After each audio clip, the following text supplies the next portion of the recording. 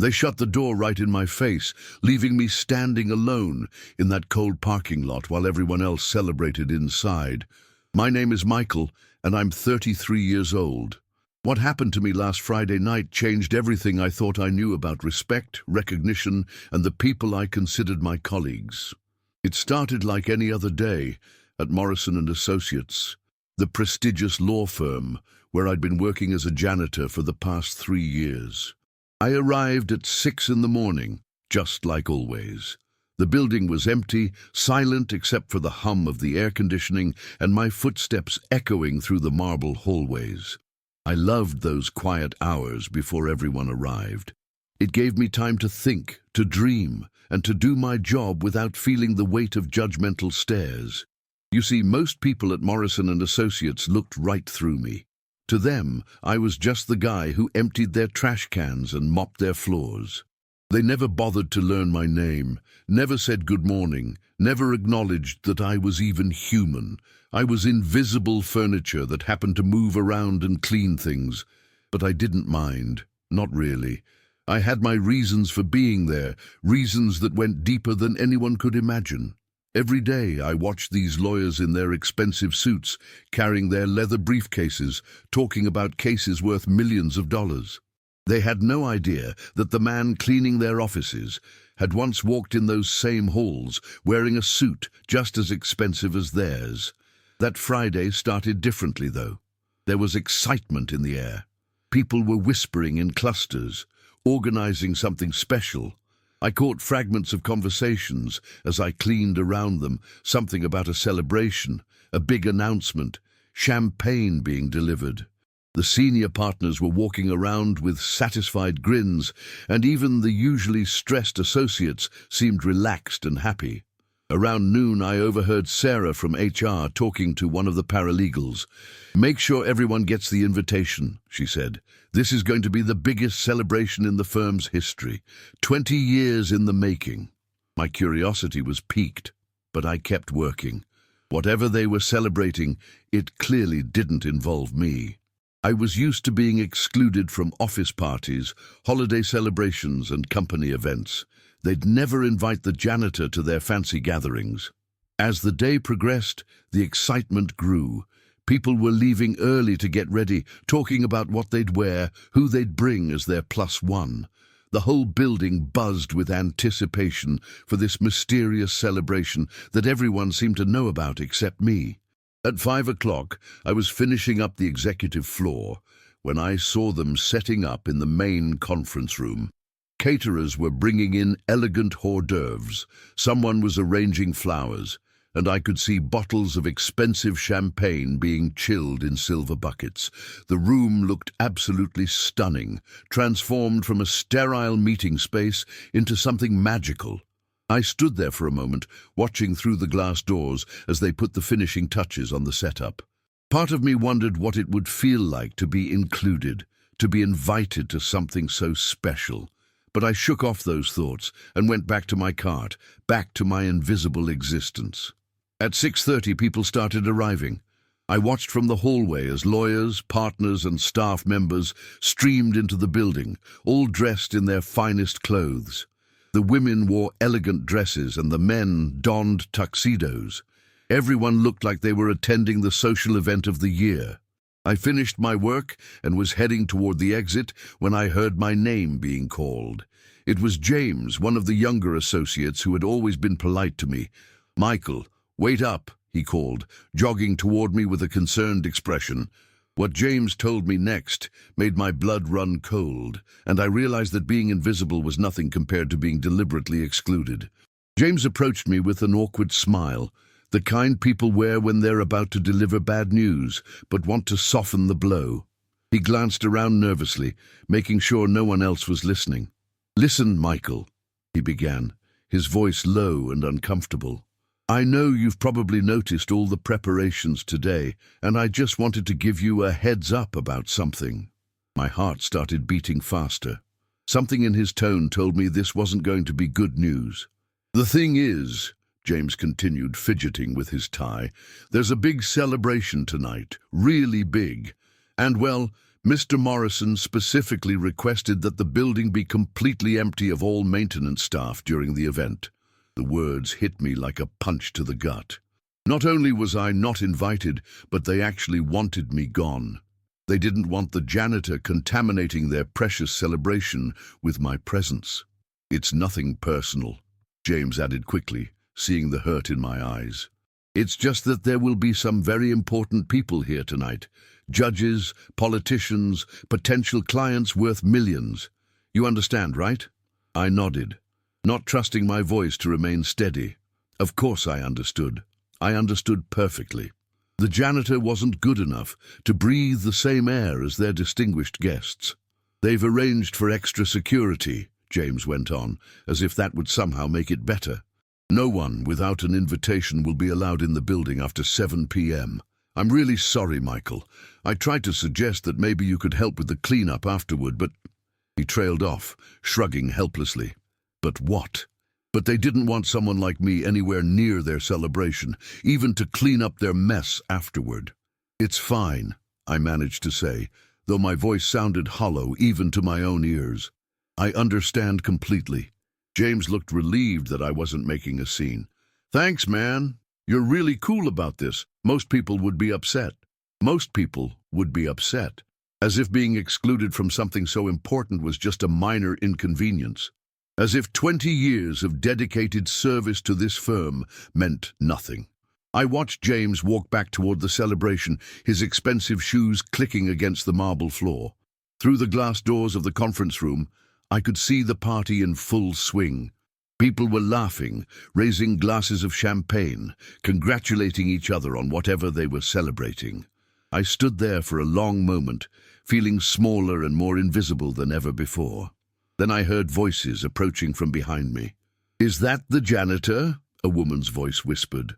I recognized it as Margaret Thompson, one of the senior partners. "Yes," came another voice. "What's he still doing here? Didn't someone tell him to leave?" "I thought security was supposed to clear out all the help before the guests arrived," Margaret replied, her tone dripping with disdain. "This is exactly what I was worried about. What if one of the Supreme Court justices sees him lurking around in those work clothes?" Supreme Court justices. My heart nearly stopped. What kind of celebration required Supreme Court justices to attend? "Don't worry," the other voice assured her. "I'll have security escort him out immediately. We can't have him wandering around during the announcement." The announcement. What announcement could possibly be so important that they needed to remove every trace of the working class from the building? I didn't wait for security to escort me out. I turned and walked toward the exit with as much dignity as I could muster, my cleaning cart squeaking behind me like a sad soundtrack to my humiliation. But as I reached the lobby, something made me stop. Curiosity, maybe, or perhaps it was the stubborn part of me that refused to be dismissed so easily. Instead of leaving through the front doors, I slipped out the side exit that led to the parking lot. The parking lot gave me a perfect view of the conference room through the large windows. I could see everything happening inside, even if I couldn't hear the words. I watched as people mingled, as waiters served expensive appetizers, as everyone seemed to be waiting for something big to happen. I leaned against my old Honda Civic, feeling the cool evening air against my face. 20 years. 20 years since I'd last been in a room like that, wearing a suit like those men, commanding the same respect those people took for granted. But they didn't know. None of them knew who I really was or why I was really there. Then I saw him. Mr. Morrison himself, frantically scanning the conference room, his face pale with panic, asking everyone the same question over and over again. I'd been standing in that parking lot for about 20 minutes, watching the celebration through the windows like some kind of ghost haunting his own past. The party was in full swing now. I could see distinguished men and women in formal attire, their champagne glasses catching the light as they gestured animatedly in conversation. That's when I noticed the commotion inside. Mr. Morrison, the founding partner of the firm, was moving through the crowd with an urgency I'd never seen before. Even from the parking lot, I could tell something was wrong. His usually perfect silver hair was disheveled, and he kept checking his watch obsessively. He was talking to people, gesturing frantically, and I could see the confusion spreading across their faces. Whatever he was looking for, whatever was supposed to happen, it clearly wasn't going according to plan. I watched as he approached James, the same associate who had delivered my eviction notice earlier. Even through the glass, I could see James shaking his head, pointing toward the exit. Mr. Morrison's face grew even more panicked. Then I saw him grab his phone and make a call. His conversation was animated, desperate even. He hung up and immediately grabbed Margaret Thompson by the arm, pulling her aside for what looked like an intense conversation. Margaret's expression changed from confused to shocked to absolutely horrified. She covered her mouth with her hand and started looking around the room frantically, just like Mr. Morrison had been doing. That's when I realized they weren't looking for something. They were looking for someone. More people joined the search. I watched as the entire mood of the party shifted from celebration to panic. Waiters stood confused with their trays of appetizers as lawyers scattered throughout the building, checking offices, conference rooms, even the bathrooms. My phone buzzed in my pocket. I pulled it out and saw a number I didn't recognize. "Hello?" I answered hesitantly. "Is this Michael?" The voice was urgent, official sounding. "Yes, this is Michael. Michael, this is Detective Rodriguez with the DC Metro Police. I need you to listen to me very carefully. Are you currently at Morrison and Associates?" My blood ran cold. "I'm in the parking lot. Why? What's wrong?" "Sir, I need you to go back inside immediately. There are people looking for you. Very important people." "Where exactly are you right now?" "I'm standing next to my car in the parking lot. But I was told to leave. They didn't want me at their celebration." There was a pause on the other end of the line. "Sir, what celebration are you talking about?" "The big announcement, the one with the Supreme Court justices. They kicked me out because I'm just the janitor." Another pause, longer this time. "Sir, are you telling me you don't know what tonight is about?" "No, Nobody tells the janitor anything." "Michael," Detective Rodriguez's voice became very serious. "Tonight's celebration isn't just any announcement. They're honoring someone very specific, and that someone is you." The phone nearly slipped from my hands. "What?" 20 years ago, you were instrumental in a case that changed everything for that firm. The Morrison versus Consolidated Industries case. You were the lead attorney who brought down one of the biggest corporate fraud schemes in American history." My legs felt weak. I leaned against my car for support. "The Supreme Court justices are there tonight to present you with a special recognition for your contribution to American jurisprudence. The entire legal community has been waiting 20 years to honor you properly." "But I started to say. "You're not just anything," the detective interrupted. "You're Michael Harrison, formerly one of the most brilliant legal minds in the country, and tonight everyone inside that building is about to learn that the janitor they've been ignoring is the same man whose legal work they've been studying and admiring for 2 decades. Through the window, I could see Mr. Morrison talking frantically to security guards, pointing toward the parking lot. One of them was already heading for the exit. "They're coming to find you now," Detective Rodriguez said. "Are you ready to go back inside and claim what's rightfully yours?"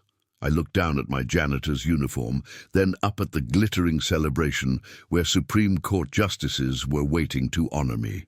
The irony was almost too much to bear. "Michael," the detective prompted. "Are you there?" "Yes," I whispered, my voice barely audible. "I'm here." When I walked back through those doors, still wearing my janitor's uniform, the entire room fell into a silence so complete you could hear a pin drop. My hands were shaking as I ended the call with Detective Rodriguez. 20 years. For 20 years, I had been hiding in plain sight, invisible to the very people who had built their careers on the foundation of my work. The Morrison versus Consolidated Industries case, the case that had consumed 5 years of my life, destroyed my marriage, cost me my health, and ultimately led to my complete breakdown. I looked down at my uniform one more time. The same navy blue shirt and pants I'd worn every day for 3 years, with Michael embroidered on the pocket. Such a simple name tag, hiding such a complicated truth. Through the window I could see the security guard approaching the exit door. Behind him, Mr. Morrison was pacing frantically, his phone pressed to his ear. The entire celebration had ground to a halt as every single person in that room searched for someone they had no idea they'd been seeing every single day. I took a deep breath and started walking toward the building. The security guard burst through the side door just as I reached it. His eyes widened when he saw me. "Sir, are you Michael Harrison?" he asked breathlessly. "I'm Michael," I replied quietly. "Oh, thank God," he gasped, grabbing his radio. I found him! He's here in the parking lot." The guard's voice echoed through the radio system, and I could see the immediate reaction inside the conference room. Every head turned toward the windows. Every conversation stopped mid-sentence. "Sir, you need to come inside immediately," the guard said, his tone completely different from how security had ever spoken to me before. "Everyone's been looking for you. The Supreme Court justices, the mayor, everyone. They've been waiting for over an hour." As we walked toward the entrance, I could see faces pressed against the glass, trying to get a better look. These same people who had looked right through me for 3 years were now staring intently, trying to process what they were seeing.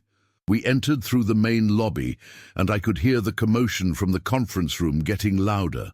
Voices, footsteps, the sound of people rushing around. "Wait here just one moment," the guard said, hurrying ahead to announce my arrival. I stood alone in that marble lobby where I'd mopped floors countless times, where I'd been invisible for so long. The same lobby where Margaret Thompson had complained about my presence just an hour earlier. Then the conference room doors opened, and Mr. Morrison appeared. He stopped dead in his tracks when he saw me. His face went through a series of emotions, confusion, recognition dawning slowly, then complete and utter shock. "My God," he whispered, his voice barely audible. "My God, it's really you." Behind him, I could see other faces appearing in the doorway. Margaret Thompson, her mouth hanging open.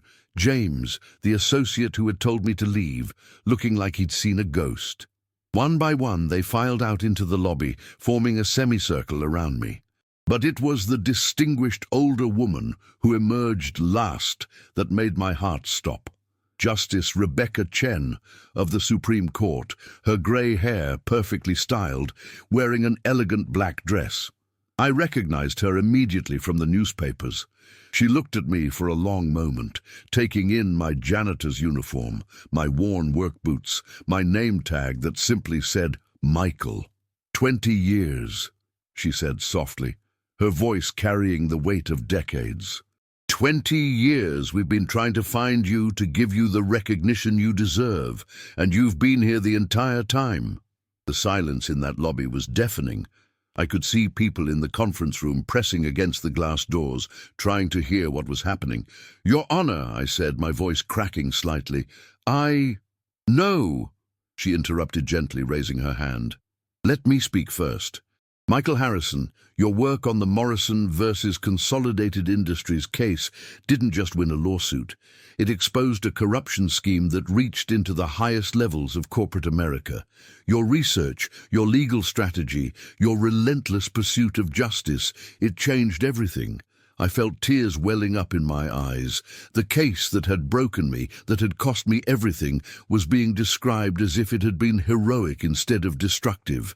Because of your work, Justice Chen continued, we were able to prosecute 17 executives, recover over $2 billion for defrauded investors, and establish legal precedents that are still protecting people today. Margaret Thompson stepped forward, her face pale. "Michael, we had no idea. How could we not know?" I looked at her. This woman who had just an hour ago complained about my presence contaminating their celebration. "Because you never asked," I said simply.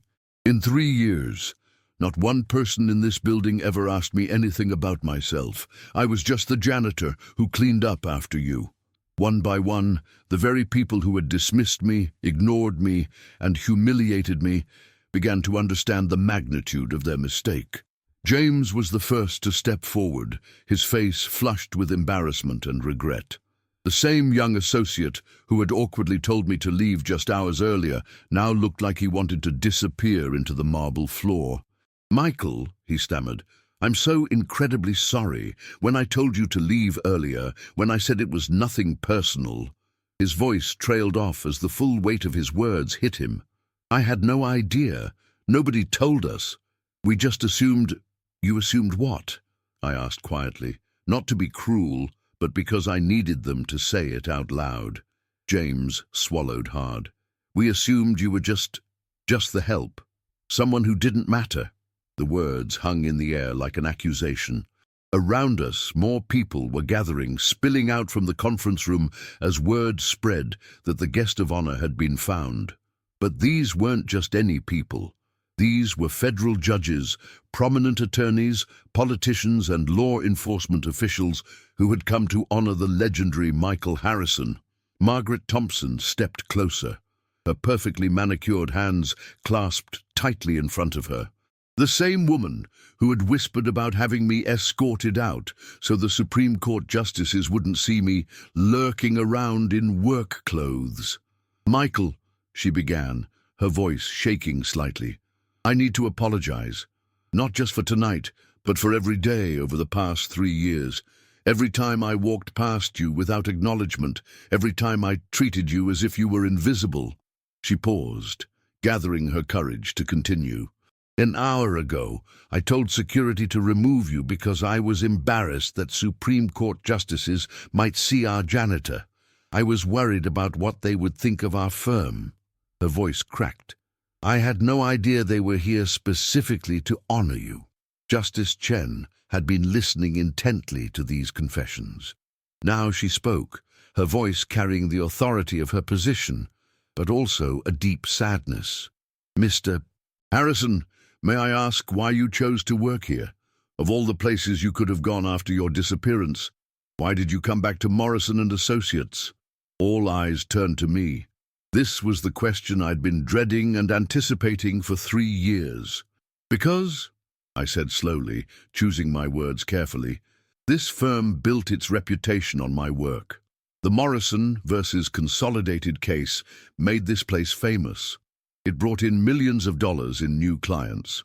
Partners became wealthy because of the precedent I set." I gestured around the elegant lobby, with its marble floors and expensive artwork. All of this, the prestige, the high-profile clients, the Supreme Court connections, it all started with my case. And I wanted to see what they had built with my sacrifice.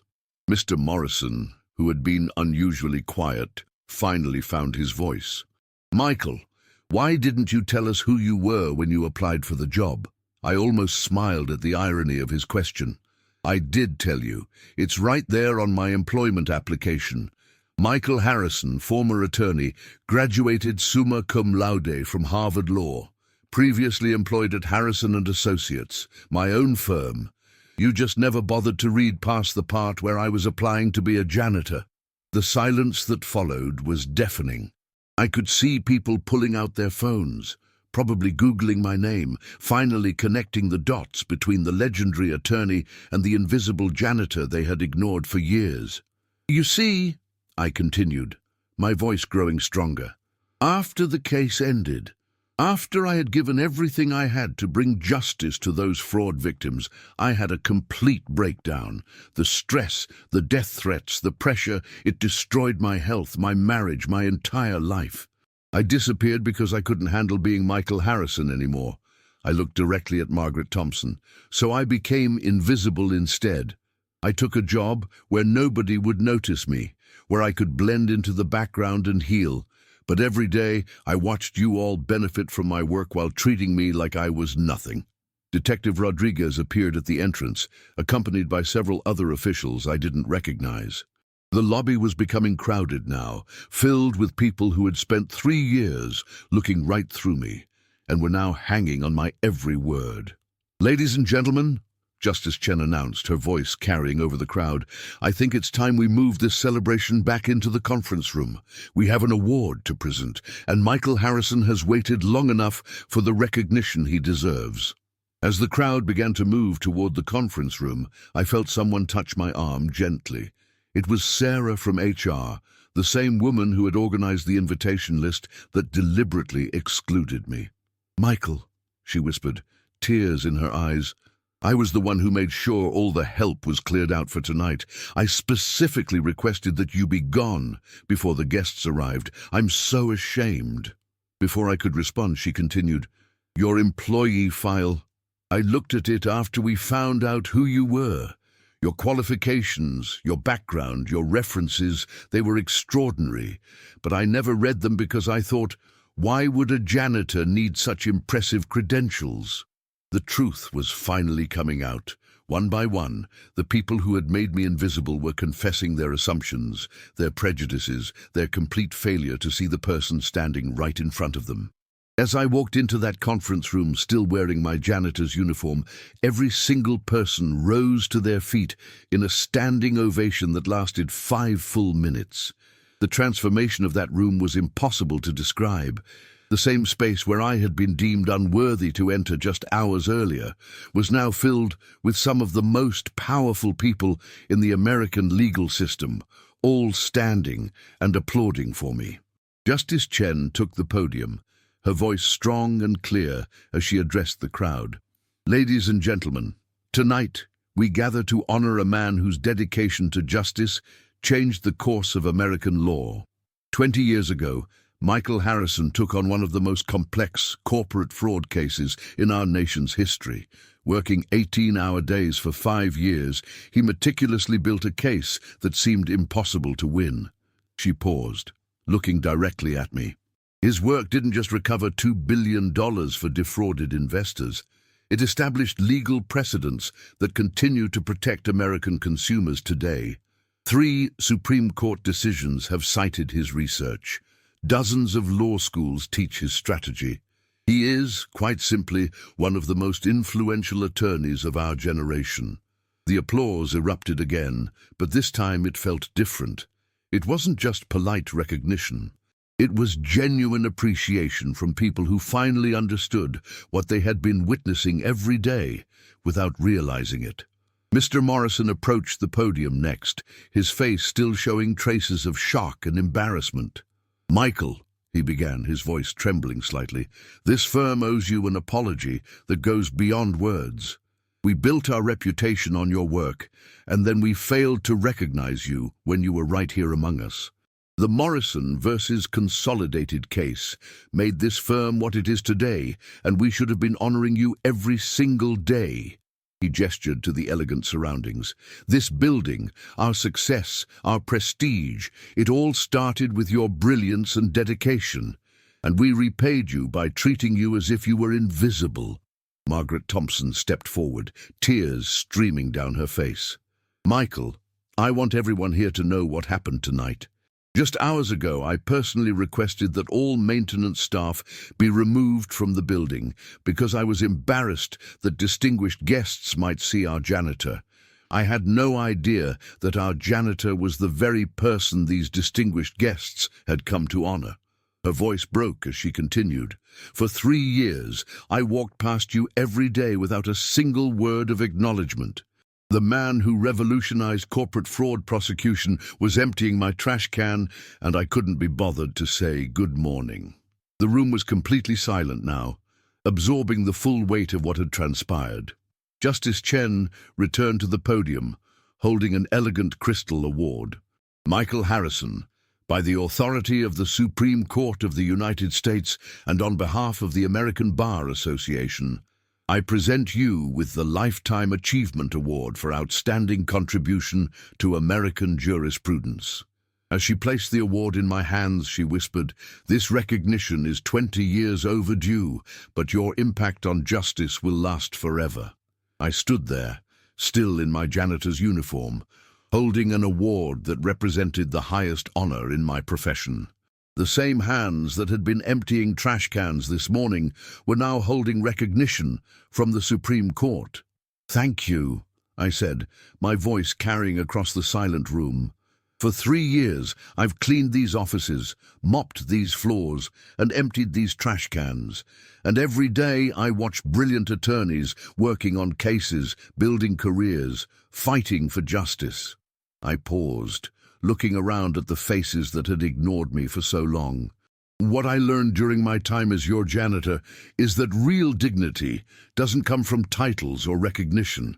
It comes from the work itself, from showing up every day and doing what needs to be done, whether anyone notices or not."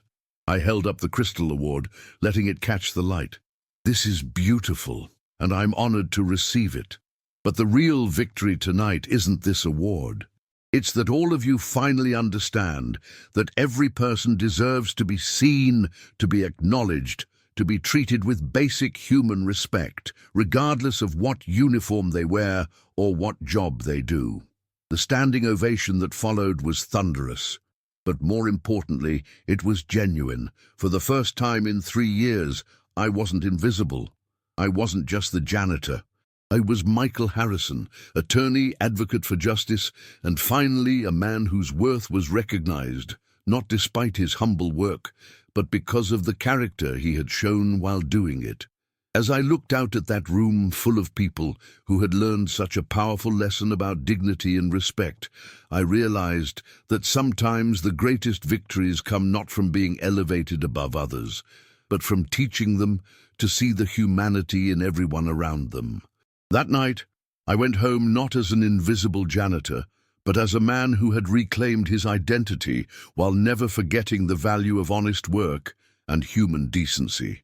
The end.